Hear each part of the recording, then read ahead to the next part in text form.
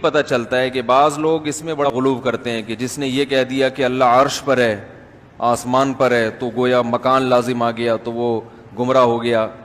قرآن خود جگہ جگہ کہہ رہا ہے بھلا اس سے تم ڈرتے نہیں ہو جو آسمان میں ہے؟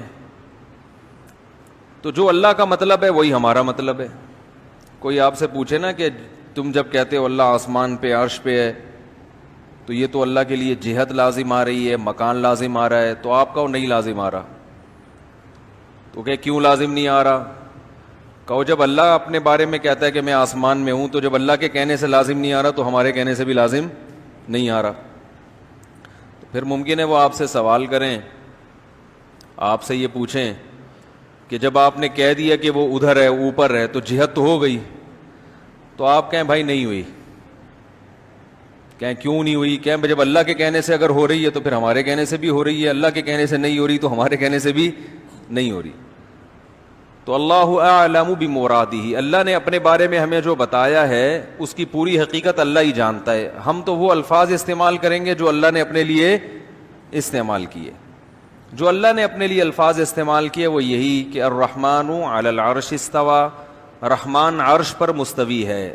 عرش تخت کو کہتے ہیں، اللہ کا ایک تخت ہے، اس کی حقیقت ہمیں معلوم نہیں ہے، بس وہ ہے کیسا ہے۔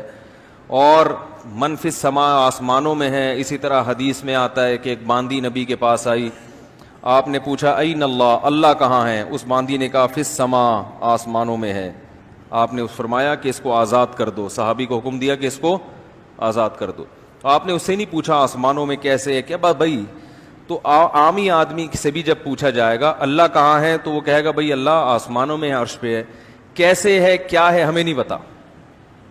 البتہ قرآن میں کچھ دوسری آیتیں ہیں جن میں آتا ہے وَهُوَ مَعَكُمْ أَيْنَمَا كُنْتُمْ، تم جہاں بھی ہو وہ تمہارے ساتھ ہے، یہ بھی ہے قرآن میں۔ نَحْنُ أَقْرَبُ إِلَيْهِ مِنْ حَبْلِ الْوَرِيدِ، ہم تمہاری شہرک سے بھی زیادہ قریب ہیں۔ بات سمجھ میں آ رہی ہے؟ تو دیکھیں کسی بھی کلام کو نا سمجھنے کے لیے یہ ضروری ہے کہ اس زبان میں اس قسم کے کلام کا کیا مطلب لیا جاتا ہے۔ تو جب بھی ہم کسی سے بات کرتے ہیں، اردو میں بھی جو اصول ہیں وہی عربی میں ہیں اس معاملے میں۔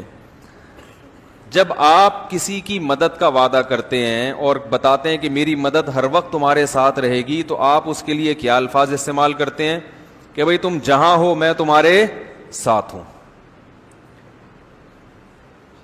یعنی تم پہ نظر رکھے ہوئے ہوں اور تمہاری مدد کے لیے ہر وقت تیار ہوں۔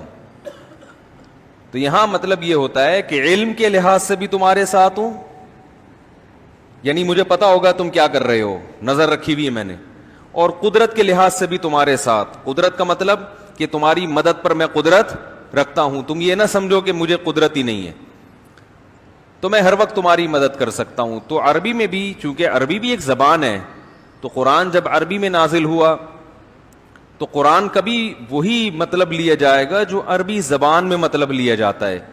قرآن جب کہتا ہے کہ اللہ کہاں ہے تو اس کا جواب قرآن دیتا ہے عرش پر ہے، لیکن قرآن دوسری جگہ یہ بھی بتاتا ہے کہ ہم ہر وقت تمہارے ساتھ ہیں۔ تو ان دونوں آیتوں میں تطبیق ایسے ہوگی کہ اللہ کی ذات عرش پر ہے، لیکن علم اور قدرت کے لحاظ سے اللہ ہر جگہ موجود ہے، ہر وقت ہمارے ساتھ ہے، یعنی ہمیں دیکھ بھی رہا ہے، سن بھی رہا ہے۔ جیسے قرآن میں حضرت موسیٰ علیہ السلام کے بارے میں آتا ہے کہ ہم نے موسیٰ اور ہارون کو فرعون کے پاس بھیجا۔ اب حضرت موسیٰ گھبرا رہے ہیں کہ فرعون نے تو، وہ تو بڑا ظالم ہے، وہ تو مجھے مار ڈالے گا۔